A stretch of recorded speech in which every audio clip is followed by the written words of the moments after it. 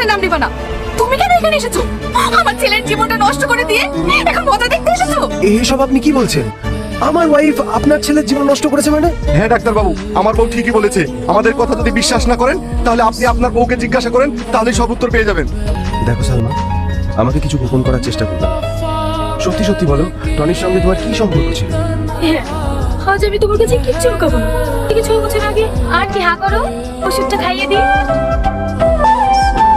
পাগলি মেয়েটা না, আমি একটু অসুস্থ হলে ছুটতে চলে আসে। মায়ের শরীর খারাপ হলে মেয়ে কি না এসে থাকতে পারে? আরে হ্যাঁ মা, এইসব কথা সব মেয়েরাই বলে, কিন্তু বিয়ের পরে সব পাল্টে যায়। সবার সাথে আমার তুলনা করো না তো। তুমি দেখিনি বিয়ের পরেও আমি কেমন তোমার আপু মায়ের যত্ন করি। উনি যে বিশাল বড় লোক, উনি কি তোদের এই সম্পর্কটা মেনে নেবেন? আমি যা বলবো আমার আব্বা তাই শুনবে। আমি আজই আব্বার সাথে কথা বলবো। ঠিক আছে আন্টি, আজ আমি আসি। আব্বা, টনি খুব ভালো ছেলে। তুমি তো জানো ওর সাথে আমার 5 বছরের সম্পর্ক।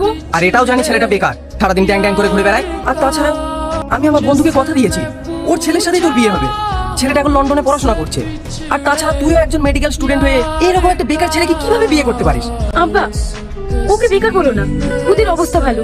আর তাছাড়া ওদের জমি জায়গাও আছে। ওর আব্বা ভালো ব্যবসা করে। ওদের কথা নয় বাদই দিলাম, কিন্তু আমার তো একটা স্বপ্ন আছে। দেখো আব্বা, বিয়ের পরেও ডাক্তারি পড়া যায়। আমি তোমাকে কথা দিলাম, আমি তোমার স্বপ্ন পূরণ করবো।